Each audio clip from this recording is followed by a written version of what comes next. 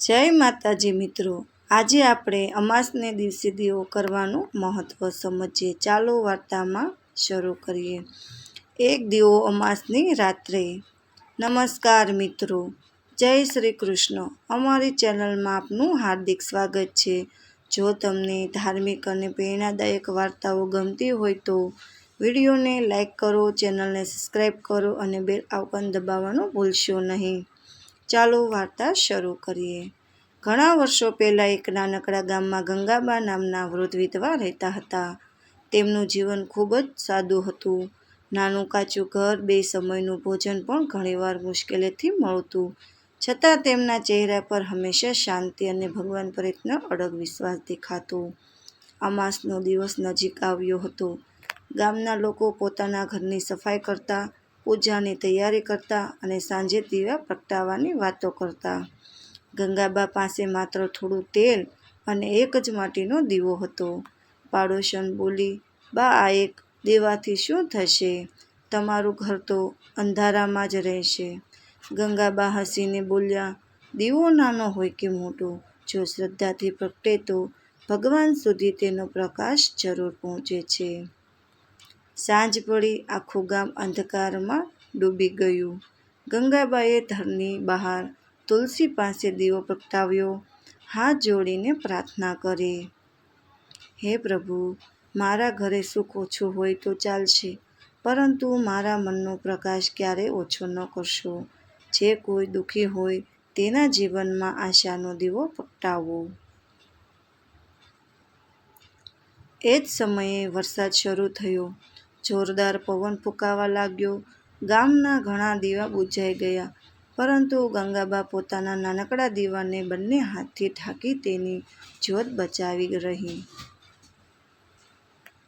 થોડીવાર પછી દરવાજા પર ટકોરા પડ્યા. બારણું ખોલ્યું તો એક થાકેલો, અજાણ્યો મુસાફર ઊભો હતો. "માં, હું ઘણા સમયથી ભૂખ્યો છું. આજે આખો દિવસ કંઈ ખાધું નથી." ગંગાબાએ ઘરમાં જોયું. માત્ર 2 રોટલી હતી, એક પોતાને માટે અને એક સવાર માટે રાખેલી.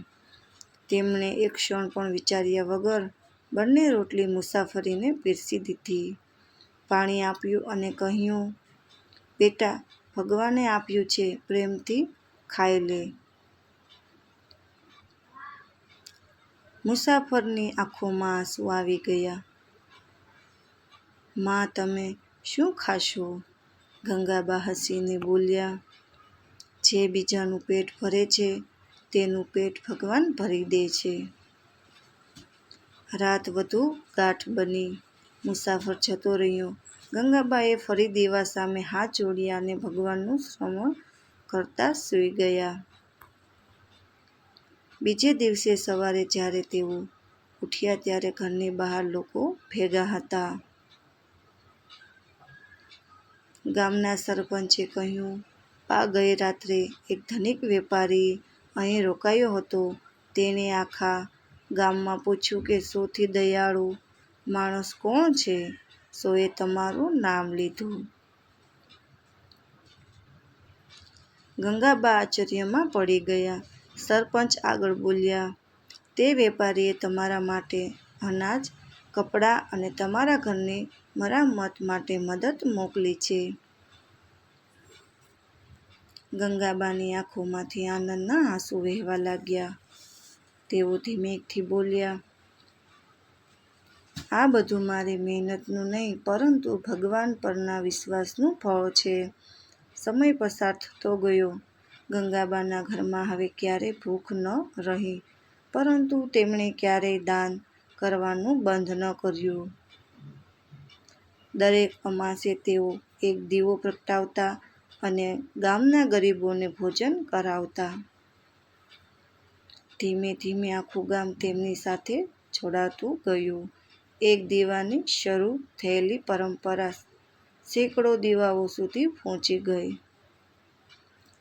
ગામમાં લોકો કહેવા લાગ્યા, "અંધકારને હરાવવા માટે હજારો દીવાની જરૂર નથી. એક સાચો દીવો અને એક સાચું હૃદય પૂરતું છે."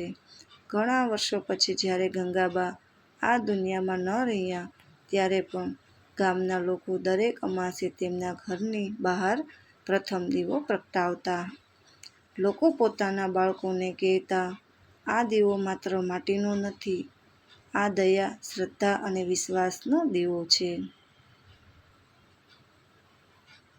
અને એવું માનવામાં આવતું કે જે કોઈ નિસ્વાર્થ ભાવથી આ દિવસે દીવો પ્રગટાવે, જરૂરિયાતમંદની મદદ કરે અને ભગવાનનું સ્મરણ કરે, તેના જીવનમાં આશા અને સારા વિચારોનો પ્રકાશ વધે છે. જીવનમાં સંપત્તિ કરતાં શ્રદ્ધા મોટી છે. નાનો દીવો પણ ઘોર અંધકાર દૂર કરી શકે છે.